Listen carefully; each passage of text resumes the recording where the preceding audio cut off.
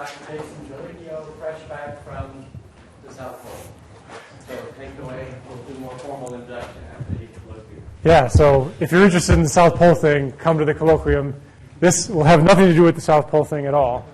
And in fact, this is really I learned about this stuff both because it's really cool and because I wanted something interesting to teach you guys. So this was a new topic for me, but hopefully I'll pitch it at the right level for you guys. So really the thing I want to address is you've probably seen radio interferometers, maybe in movies, maybe you've seen Contact. This is the Very Large Array, which is a very poor undescriptive name, except it is large, and it is an array, and it's in New Mexico. And the question is, how can all of these different telescopes work together to make this beautiful image of something that's bright and in our universe? And also, why are they arranged in this Y pattern? And why are they all pointed in the same direction? Which they are, and I'll discuss it later, except for this one, which is probably broken. They're all supposed to be pointed in the same direction. And what's really cool is that the way this image is made is totally different from every other imaging system you may have thought about. This light is not focused on something that then has bright spots and dark spots and bright spots. The way this is made is really kind of subtle and cool. So let's get started. The first thing I want to talk about is how it's impossible to make this image. If you just had one dish, there's no way that dish could see that image with that resolution. It's just not going to work, and I'll spend maybe the first third talking about that. And then I'm going to say how it's possible with two dishes. And it'll just take a while. But it's a pretty interesting interferometric technique, which I know you guys are talking about in your optics lab if you're taking that. But for the people who aren't taking the optics lab, hopefully I'll present it and lead you through it in a way that will make sense. So the last point is that at the end of the day, we'll see that you really have to think about this image and the light that's coming from that bright source on the sky as in terms of how coherent the light is. It's really crucial. If the light was totally coherent, this technique wouldn't work. And the light comes out of this thing totally incoherent, but if you don't do anything with it, that's also not going to work.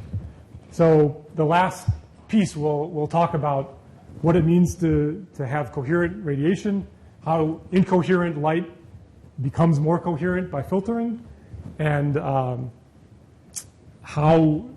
why it's crucial to start with incoherent light in order to do that. So let me just talk about this a little bit. On the handout, I have a copy of this, and I talk about what it is. It's a bright galaxy that's pretty far away, and there's some central black hole, which in a visible image, you can barely see something going on here. It doesn't look very remarkable. It's just a regular kind of dim galaxy-looking thing. But this one happens to have an extremely active black hole that's spitting out electrons and protons mostly at extremely high velocities in these two directions. And in this whole area, there's just magnetic fields that are around because of this black hole. And what happens is the electrons come out and they interact with each other, and they spiral around the magnetic field, and they end up losing a lot of radiation far away from the center of the black hole. But all that radiation comes out in radio waves. And so if you look at an optical image of this, you don't really see much going on. So it's really important that you can see this with radio. And specifically, I'm just going to give some numerical examples here. The frequency that we're going to look at this with is 5 gigahertz. So does anybody know what your Wi-Fi transmitter in your computer is?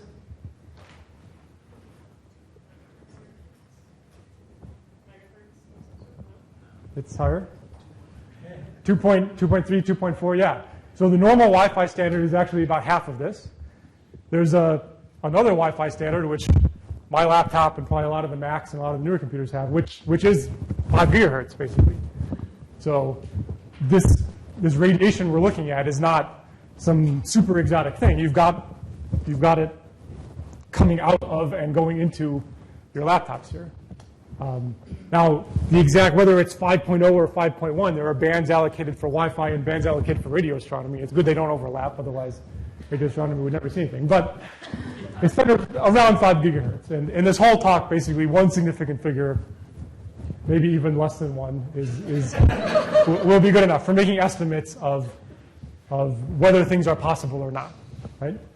So let me just impress you with how tiny this is on the sky.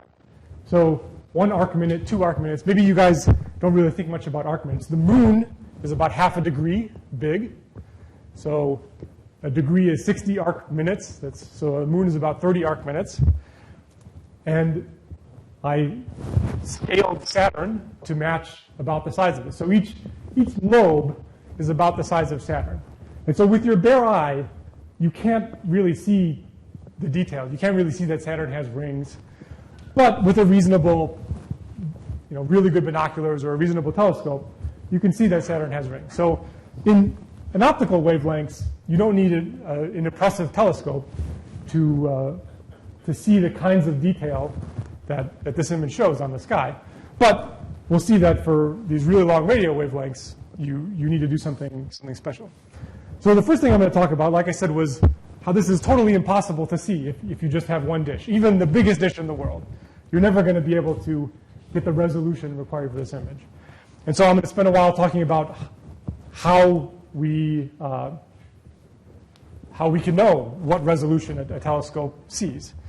And so I have to start somewhere. So where I'm going to start is just a parabola with a focus. And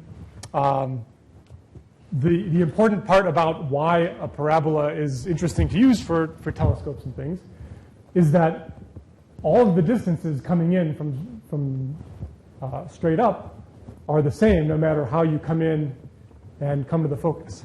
So basically, if you have a wave that's coming in, whatever wave hits this aperture, the opening of the dish, after some amount of time, that's the same for every part of the wave, after some amount of time, it will all be concentrated in the center.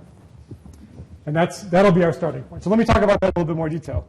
When I talk about these electromagnetic waves, every little point on that image is emitting light. It's emitting radio waves at 5 gigahertz. And those radio waves are coming off in spherical shells. But this thing is so far away, 600 million light years or whatever I wrote on there, that by the time those radio waves reach us, they're not spherical anymore. They're plane waves to an extremely, extremely good approximation.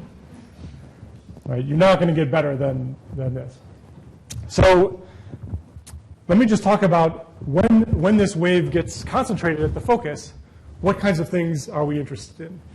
Well, the thing we're most interested in is the total amount of power that's concentrated at the focus. So I'm going to show the next slide, and it's going to be the most equation-heavy thing I have. But all I want you to take out is how does the power of this electromagnetic wave scale with the electric field and the voltage? So you guys probably recall something. This probably looks familiar. The energy density of the electric field in an electromagnetic wave scales like the electric field squared. This is in joules per volume, energy per volume. The intensity of the wave, how bright it is, how hot the sun feels, this kind of thing, is basically just the speed of light times that. That's in the right units, watts per meter squared. So if you're doing solar cells or something, the intensity of the sun is about a kilowatt per meter squared. The intensity of this thing, super far away, is incredibly tiny. But the important thing is that it scales with the electric field squared. So when the electric field gets concentrated, we're going to add up all the electric field from the whole entrance, and then we're going to square it, square the sum. And then because this thing is oscillating quickly and we want to look at the average intensity, we're going to then average that square. So what happens when this thing is concentrated? If you stuck a little dipole antenna in an incoming electromagnetic wave, its voltage would first be positive as the electric field pulls the electrons in the antenna one way, and then it'll be negative, and it'll be positive, and it'll be negative. And if you connect this antenna to any system, anything really, that has some resistance, the power that will be deposited in that resistance is just V squared over R. That sounds familiar too. And since the voltage on the antenna is proportional to the electric field, then the power that's getting dumped into your system is just proportional to the E field squared. So at the focus of our antenna, we're going to put one of these little dipole antennas that's about the size of the radiation. And this huge 25-meter dish is going to concentrate everything coming in on this little dipole. So let's imagine that we have some plane wave coming in. I've drawn the plane wave a little bit strange. I have blue parts for the crusts and red parts for the troughs, and the white is basically the zeros. But as time goes on, a wave coming from straight up, and really I should have drawn it taking up the whole screen. The wave coming from straight up is going to slowly fill the whole aperture with all positive for a while, and then fill the whole aperture with all negative for a while, and then all positive for a while, and all negative for a while, all positive. So when this all gets concentrated at the focus here, the voltage we're going to see is going to go positive for a while, negative for a while, positive for a while, negative for a while. But this is about the best you can do. The most positive total area and the most negative total area you have is when this thing is coming straight on.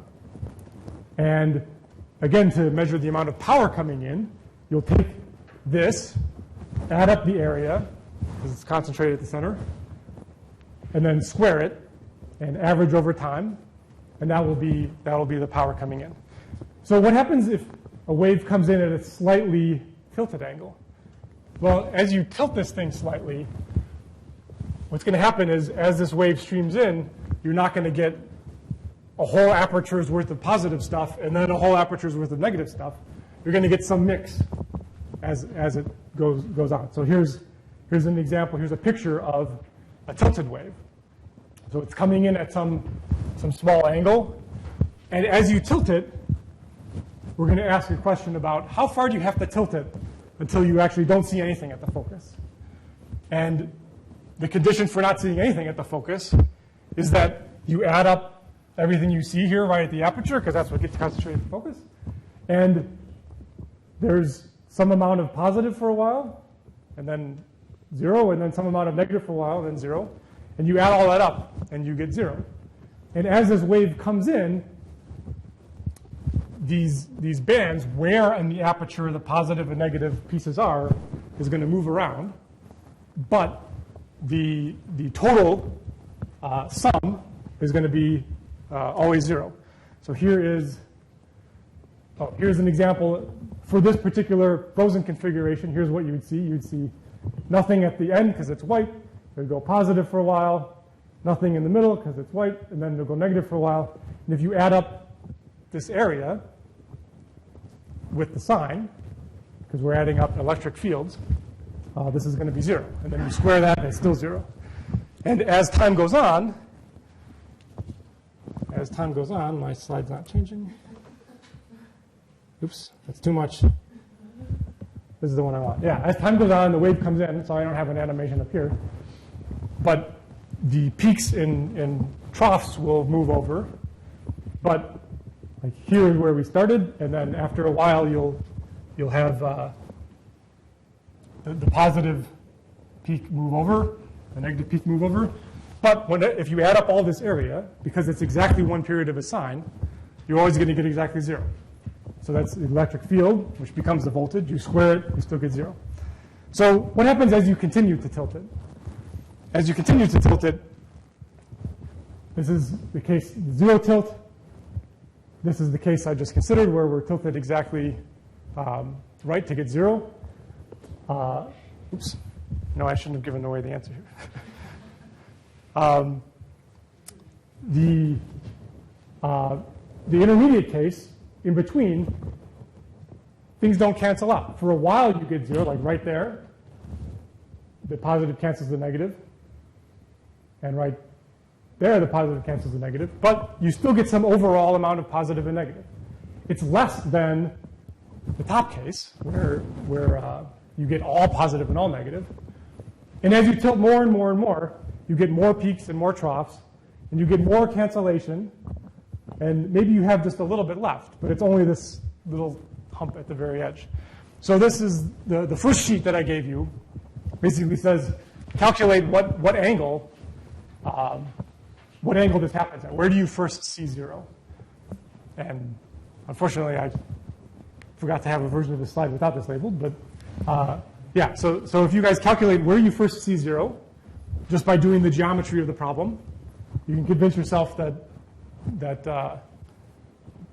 you can work out what the angle is. And there's some numerical examples on the bottom of the human eye and the various images we're going to work on. So I'll let you guys work on that, and I'll answer any questions that anybody has, either one-on-one or sort of with the group for a few minutes.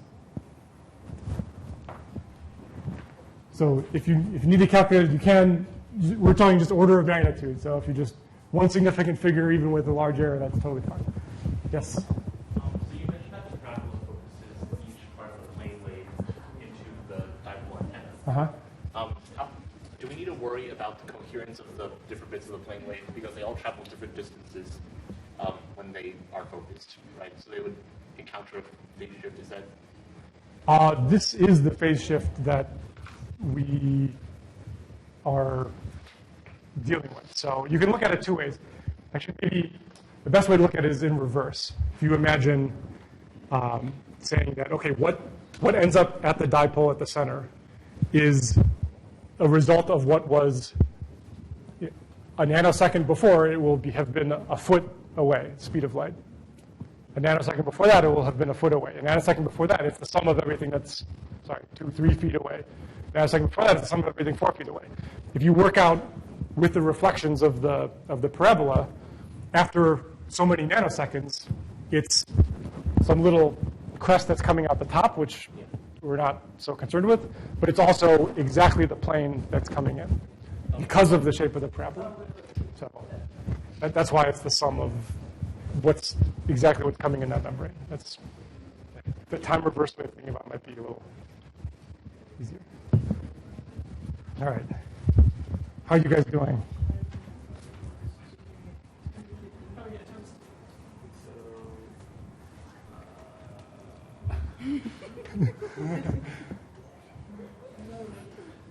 Mental math is fun. We refuse to write things down. Oh, man. You refuse to write things down. You already wrote things down. Okay, how about at least the wavelength? We can get that, right? The first little blank. Theta.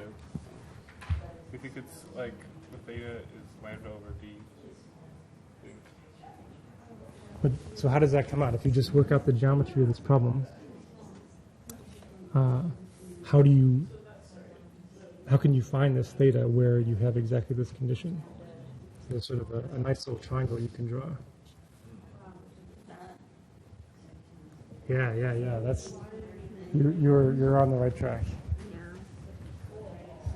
How you guys doing with your triangles? Pretty well. So I'm thinking that you want this height to be the wavelength. If it's tilted, then you're 90% of the way there, but I think there's an easier triangle to draw. this one? Maybe not. The version of this that you drew here is the one I already drew. Oh.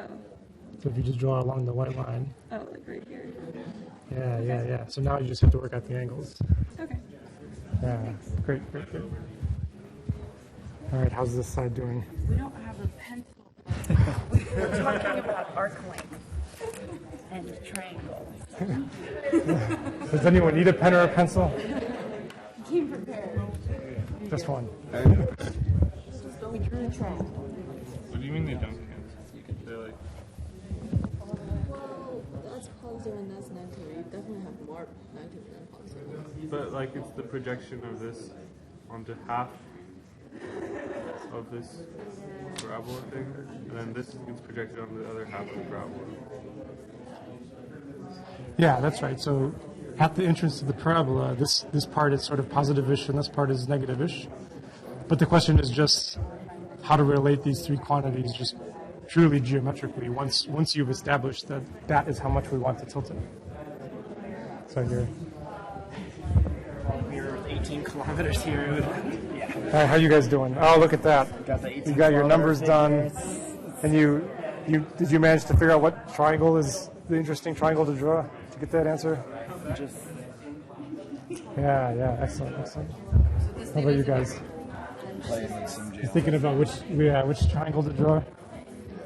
So I'll give you a hint. The one that little lambda that I've labeled here, that's a good leg to have. So, yeah. How are the professors doing on this? Well, I hope okay. Oh, okay. Oh, man.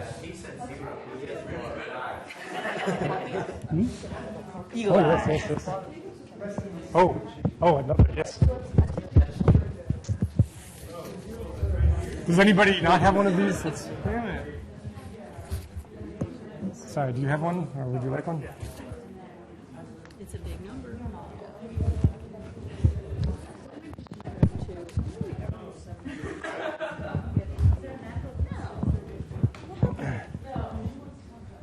All right, you guys are well underway.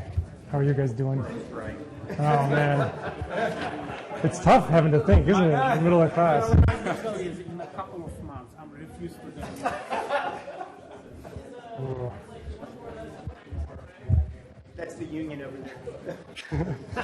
I worked it on. Great.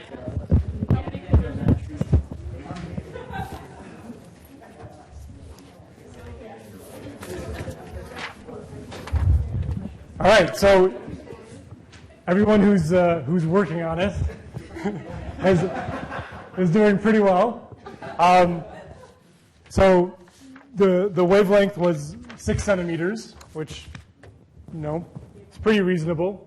That means Wi-Fi wavelengths 12 centimeters, which is kind of an interesting thing to note. The Wi-Fi, the 2.4, 2.5 gigahertz, the same as in your microwave oven. So inside your microwave oven, there's wavelengths of 12 centimeters. All right, that's kind of cute. So for the human eye, what did people get for the resolution of the human eye? Yeah, it's about an arc minute. So that's why in the first picture you could see Saturn, but you can't see the rings, because to really Saturn itself, the whole thing is about an arc minute big. To really resolve the rings, your eyes would need to be better. And your eyes aren't actually an arc minute. That's sort of the theoretical limit, but they're close, maybe 2-3 arc minutes. For the single dish, if you just tried to look at that image with a single dish, what would its resolution be? What did you guys get for that? Yeah, I got 7 or 8, but pretty close. Yeah. So that whole image fits well within this dish. Basically, if I go. Let me go to the next slide here. So as you tilt the incoming radiation, at first you start to get more of that negative stuff and it decreases. You hit this first 0, which is what you guys calculated. And then as you tilt it more and more, it comes back a little bit. It doesn't quite cancel out, but it's still basically 0. And if you actually do this calculation for an arbitrary angle, you add up how much stuff is coming in, you square it, you take the time average, what you get out is this sinc, the sine of x over x squared. And for those of you who are even more mathy, for a general aperture, so here we did just a little one-dimensional line. In general, you get the Fourier transform of the thing you started with. The Fourier transform of something that's 0 for a while and then 1 for a while because letting the radiation 0 for a while is this. But the point is that for our image that we're interested in, the beam of the telescope here, which has some high response nearby and then some other little what are called side lobes, kind of some other response that doesn't matter much to us, has a certain size. And if we had two bright things that were closer than lambda over d, their responses would add up, and you wouldn't be able to tell. The sum wouldn't be able to distinguish the two of these. So this is the Rayleigh imaging criteria. But for our example, one dish sees a huge, massive blur of around 5, 6, 7, 8 arc minutes, not this thing, which is 2 by 1 arc minutes. So the whole thing we're trying to see fits well within the blur spot. So if you tried to use one dish to scan back and forth, you wouldn't be able to tell that there are two lobes. You wouldn't be able to see any of this detail. So now let's move on to how you can use interferometry, multiple telescopes, to make this happen. So the way interferometry works is, like I said, all the telescopes are pointed at the same thing, right? They have to be. In order, the whole thing just sits right in the center of the telescopes, right near the maximum response. And here I've drawn it extremely exaggerated so that you can actually work out triangles and stuff. But if you have a pair of telescopes that are separated by some capital D, and the source is coming in at some angle, we're going to work out on the second sheet what the interferometer actually does. So there's a couple operations it does. It basically has its antenna here. It's measuring the voltage. And 5 gigahertz, if your laptop can do it, certainly the most sophisticated scientific equipment can do it, measures this. And then what it does is it takes the little voltage that's measured from each antenna, multiplies those two voltages together. Easy to do mathematically, just once you've measured it. And then it just takes the time average. So any oscillations get averaged out. So that's the second sheet. Let's look at that for a while. Rather than going through the math on the board, I'm going to let you guys go through it. I sort of walked through all the steps. So if you have any questions about why we're doing this, ask me. If there are any questions about the details of the math, ask me. But I promise that I walked through all the steps. It's pretty reasonable. 5, 10 minutes, we should be on to the next part. So.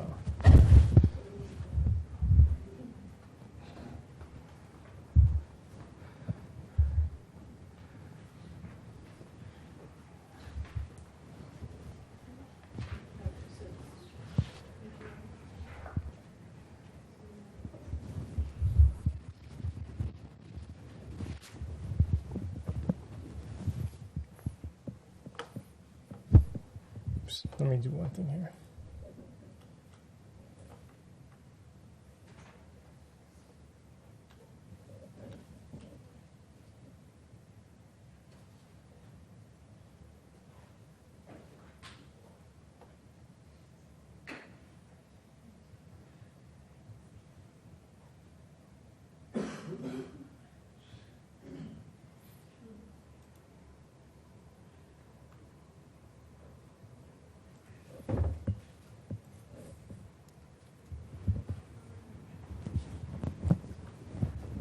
All right. How you guys doing? Oh, you're already towards the end. Look at that.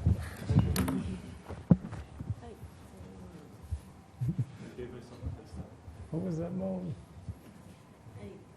Don't like trig expansion. Oh, yeah, sorry about that. I was trying to balance we have to get through this in 5 minutes with. How you guys doing? We faculty are slow. Oh, I noticed. It's impressive what you put your students through and how difficult it is to do it when you have.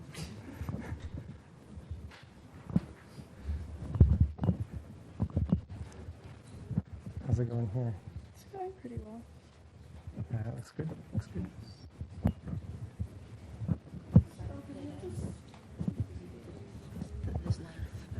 Yeah. Rename this.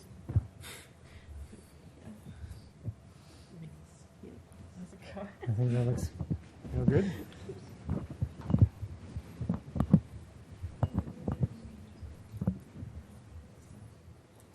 We're at the trig part. The only complicated math I'm making you do.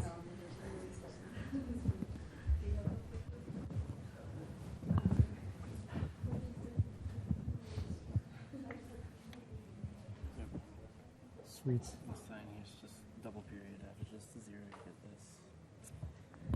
Yeah.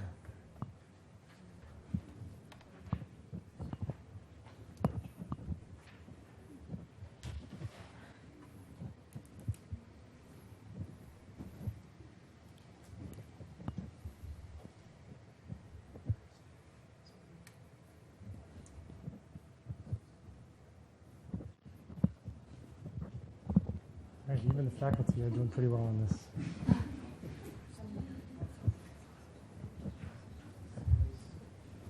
Except the ones on strike.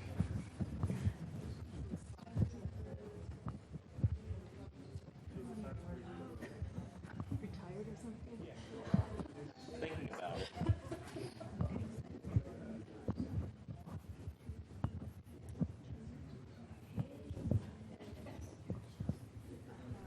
So conceptually, the important point to be thinking about here while you're doing this is that you're multiplying things together, but then you're doing a time average. So what comes out is constant. Once you've set up the geometry of the situation, you'll measure some product for this thing called the correlation. And it only depends on the geometry of the situation. It doesn't depend on time anymore.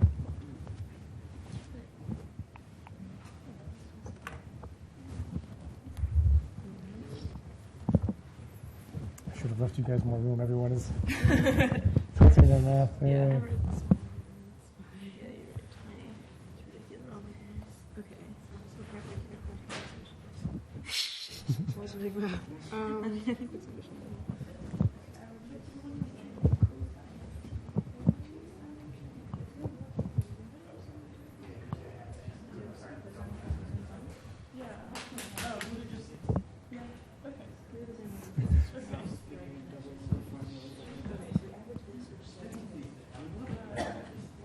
Yeah, I didn't walk you through the double angle part of the. And argue that sine times cosine is just zero. Oh, this is a tower. There we go. That's the one piece of trig I left out. Triggery. The one piece of triggery. Is, Sine times is also zero, yeah. expectation of sine 2 theta times cosine. Oh, I see. That's why you put expectation of sine equals 0. Because you wanted us to double angle. You're reverse engineering, yeah. I just wanted to look at the expectations. See, I didn't walk you through too much math because some people hate being walked through. But no, it's not. I wondered, why did you write expectation of sine instead of just expectation of sine times cosine to match the sine? Well, But now I get it. You wanted to double. kind of. I actually wrote it because I thought it would be familiar, right? People are familiar with expectation of sine being 0.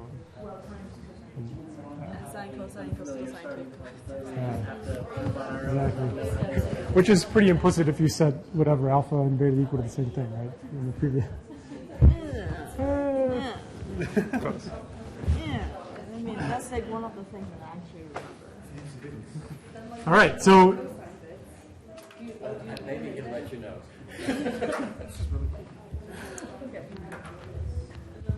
so most people are sort of winding up here.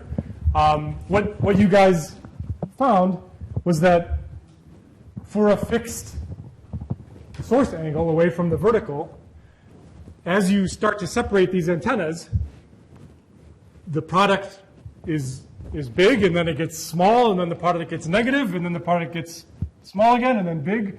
It keeps oscillating as you separate the antennas farther and farther and farther.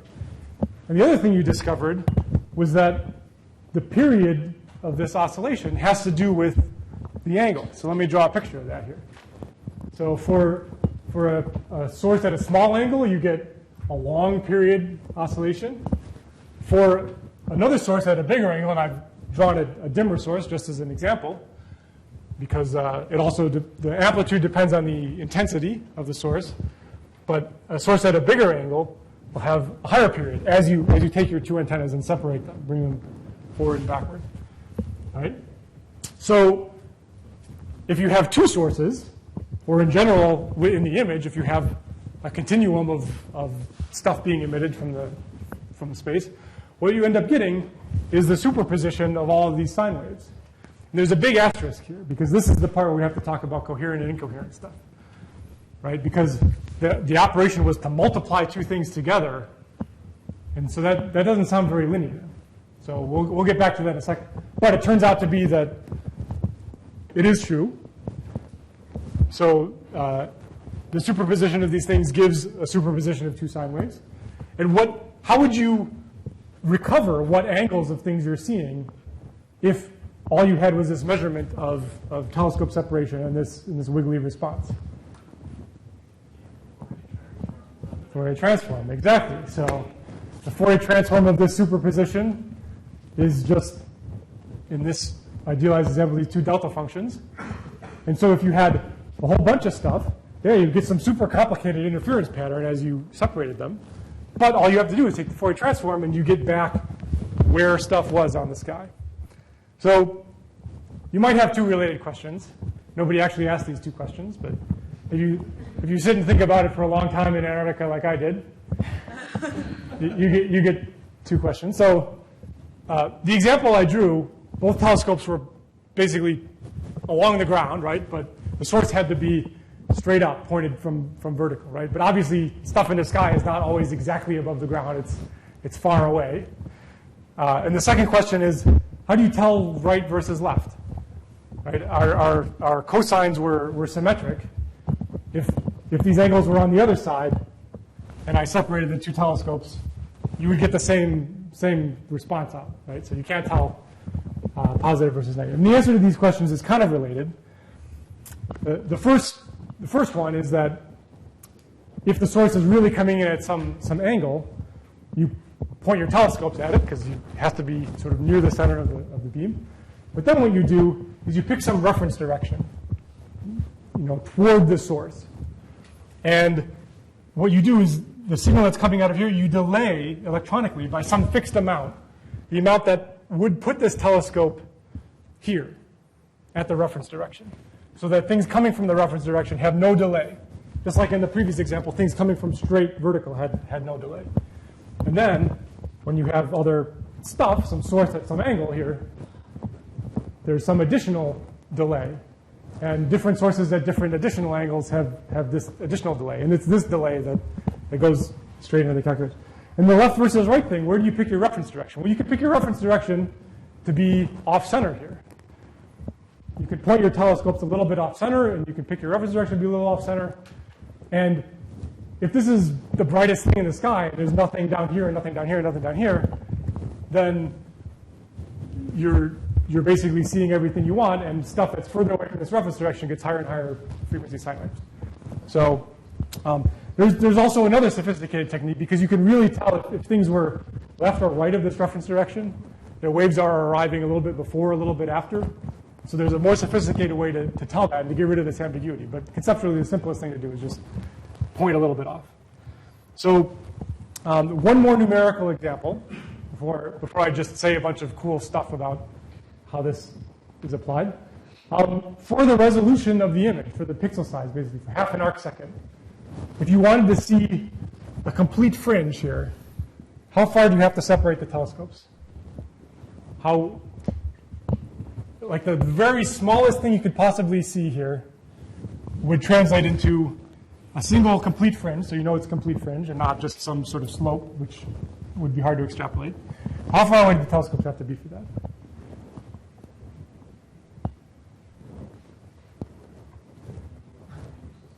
You guys should have already basically done the numeric stuff, because this formula here looks a lot like the formula from the first part, except I've made it capital D instead of a little d, and things are inverted. So in the sheet, you worked out basically they have to be about 25-ish kilometers away, and that happens to be how big the telescope is.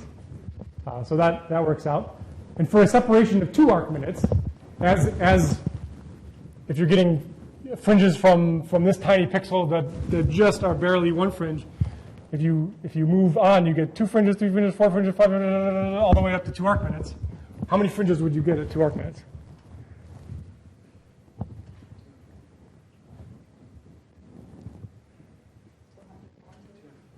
Yeah, so if you're getting 1 fringe at half an arc minute, then 60. Yeah. So, right, so 240 fringes. So when I talk about the coherent stuff, things will have to be coherent for at least 240 fringes before something changes. So I'll talk about that in a second. So what's really cool is, okay, so I described taking these two antennas and moving them back and forth. These things are super big and heavy, and they have to be aligned incredibly accurately. So that's not actually how it works. How it actually works is you just have a bunch of antennas, and you take pairs. But what's really cool is that if you spread your antennas out in a right pattern, you get a lot of pairs with a lot of different distances. So if you have this arrangement here, you can actually get every possible distance between 0 and 24, and you can sample this whole thing. So with just 8 antennas, you can find a pair that's separated by 1, by 2, by 3, by 4, and you can build up this whole thing. You're just picking the right pairs. So that's pretty neat because it allows you to do stuff faster. Yes? Separated by one what? By like one wave? One, well, I'll show in a second when we go to 2D by one, whatever you want it to be. By, you know, if you want to see something like this, I happen to draw a picture where it's separated by about one wavelength. But because of 2D, the Earth is going to rotate and there's some projection.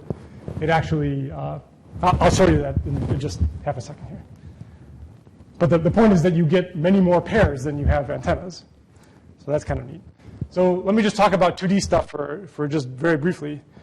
In 2D, if you have a source that's at some theta x and theta y, and you have telescope pairs, you could either separate them in x, or separate them in y, or separate them by some other vector.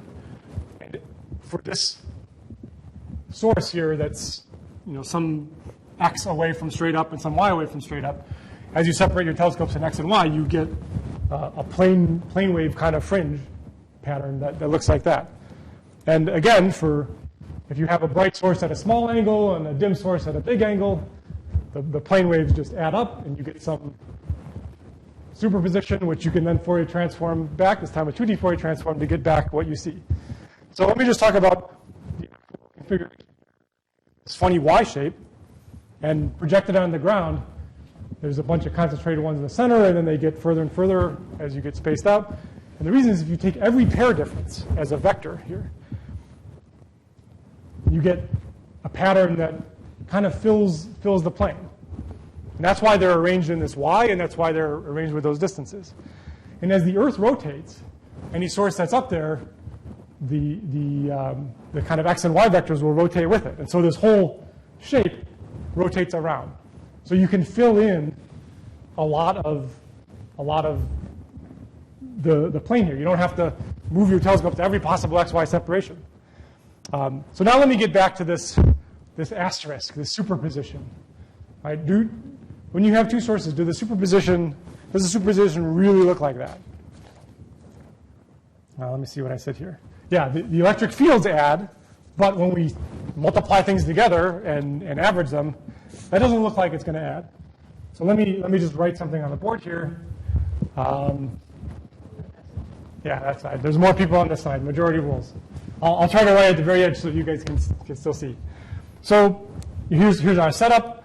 If you look at the voltage from antenna number 1, I'm just going to call this some A from source A plus some B from source B as a function of time. Whatever's coming from source B, when it hits antenna 1, I'm just going to call that B. Whatever's coming from source A, whenever it hits antenna 1, I'm just going to call that A. All right, and so V2, again, its voltage is just a delayed version, T plus tau A. Now the delay depends on the angle. And then when we do the thing about multiplying them together and averaging, V1, V2 time averaged, right, we see we have a time average of A, this product, A T plus tau A. And we have a bunch of cross terms, A of T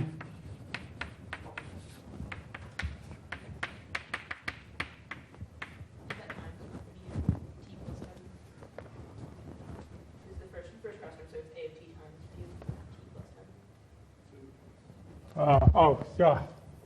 Thank you. Okay. And then second cross term, I was going to go that way, but I guess I can't. Let let me draw the second cross term down here. This b of t, a of t plus tau a. And then here's the other non-crossish term, b of t. So this whole thing, time average.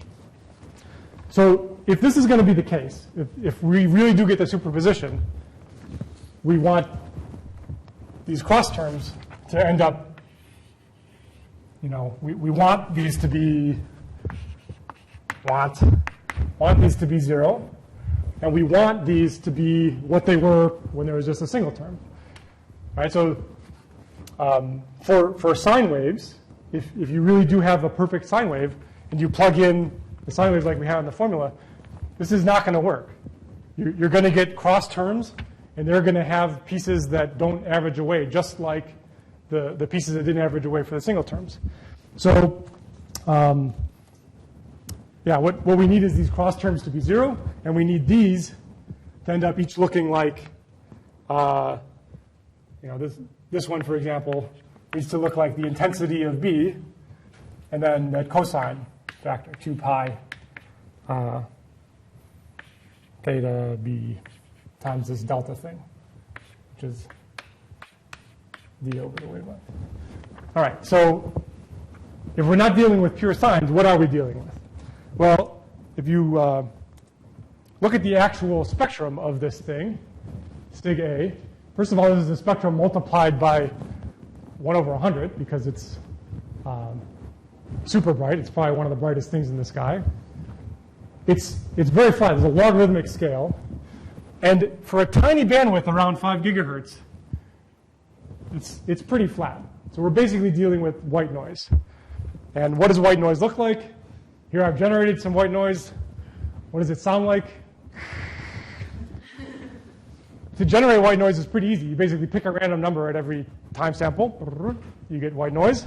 What does white noise look like? If you take the Fourier transform of the thing I just had, it has a flattish spectrum. If I had an infinite number of samples, it would become infinitely flat. But what we're going to do, and what the radio telescope does with LC filters, is it filters it in a narrow band around the frequency you're interested in. So we're interested in 5 gigahertz. We're going to filter it around 5 gigahertz with some width here. Now, in a real radio telescope, the width is going to be pretty small. For the examples I'm going to draw, in order so that you can see anything, I'm going to make the width reasonable-ish. And I'll talk about when the width gets smaller and smaller, what's going to happen. So if I take my white noise and I filter it with this filter, what do I get out? I get out narrowband noise, quasi-monochromatic light. So this is what it actually looks like. This is what real thermal light looks like. There's light from thermal emission, synchrotron emission, stuff like this, when you filter it with a narrow bandwidth. So let's look at the properties of this. The average period, if you look at sort of the zero crossings here, you get a zero crossing roughly at 5 gigahertz every, every 2 nanoseconds.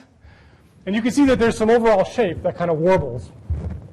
And the size of these things has to do with 1 over the spread in frequency. So if I make my filter extremely narrow, then this wave is going to be constant amplitude for a while, and then it's going to change, and then it's going to change. So in the real example, well, in the example I've shown here, I set the width to be 1/4 of a gigahertz. So there's something like 20 warbles before it changes. What was that number that we calculated about how many fringes we need? 240, yeah. So in order for this to really work, you want this to be sort of areas of constant amplitude to be at least like 240 long. And usually in radio telescopes, you make it longer. And this, not only does the amplitude change, but stays roughly constant for periods like this. The phase changes too. And it changes with about the same period. So that's basically what I just said.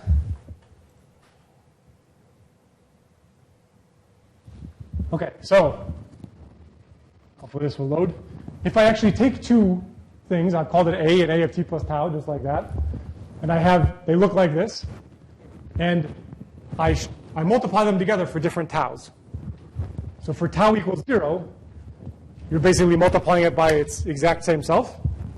And when you multiply something by itself, you get all positive area, and you add up all that positive area, and you get something that's super real positive. When it's shifted by just one wavelength, or sorry, when it's shifted by one wavelength, the amplitude and the phase are still pretty much similar. And so when you multiply them together, you get almost the same value.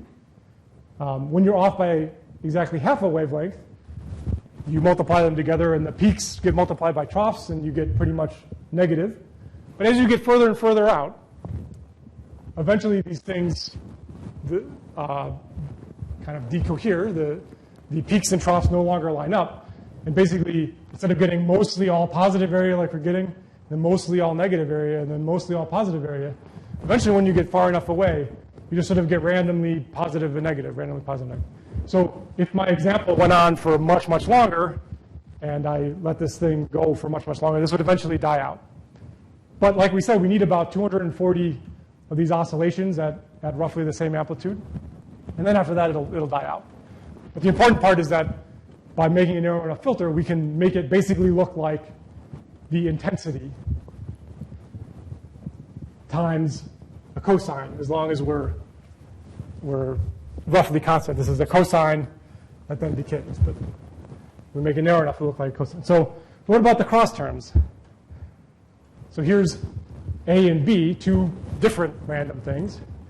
No matter where you are, these things might line up for a little bit. Sometimes by eye, you can see them line up and then not line up. But if they line up in one part of the board, they're not going to line up somewhere else. So on average, when you multiply these things together, you're going to get just as much positive area as negative area.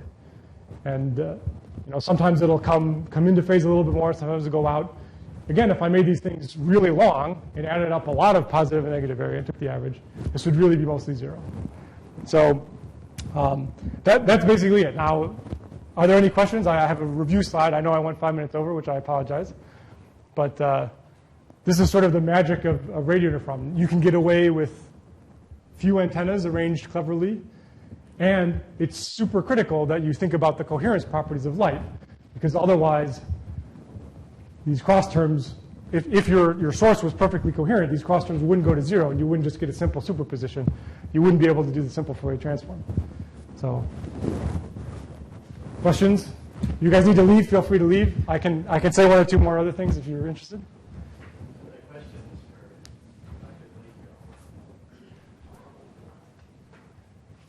Yes. Oh. So if we go back to the sort of three-pronged physical array, Uh-huh. are the separations change as you move out radially, but are they all the same in the three different arms? Let me see. I think that was this one. They are. I'm not sure how important that is. I think it's important to get a little bit to make this shape here, the differences, to make this symmetric. And so as the Earth rotates, maybe you get multiple measurements of the same thing. Maybe you want that, maybe you don't. I'm not sure it's actually crucial that they're exactly the same. One of the things that is important, though, is that it's tilted a little bit from straight north, so that when the Earth rotates, it's not literally just, so it's kind of, you're rotating around the North Pole, so imagine this thing is kind of going like this, and wherever the source is, it gets projected. And if this thing were exactly aligned with north, then the differences between these antennas and this antenna wouldn't change as the Earth rotates, so that wouldn't be as good. But your question was next? Do you have to worry about the change over seasons? Or Oh, so one thing I didn't mention, when you do the operation I described, where you multiply things together and you average them, I guess it says on the sheet, you have to average them for a millisecond or a second or something, right? So that's plenty of wavelengths at 5 gigahertz. You can go longer if it's super noisy. And so you do that for a while, and then you stop and record it, and then the Earth has rotated a little bit, and you do it again and stop and record it, so that you don't get a smear like like I do here, you really get lots of individual samples. But I mean, these people apply for time on these telescopes, and they'll get a few hours or a day or something, and that day will be broken up into little tiny chunks. Yes?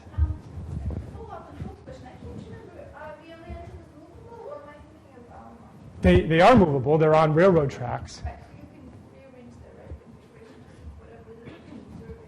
So, and they do, but they do that rarely, actually, because whenever they move them, they have to really accurately align them and figure out exactly where they are in order to do that electronic time delay thing. So what they'll do is they'll move them, and then for a few months, they'll look at all the proposals that say, okay, we wanted to look at something with this resolution, with this configuration. They'll do all of those, and then they'll move them again and figure out how to align them, and then they'll do that as well.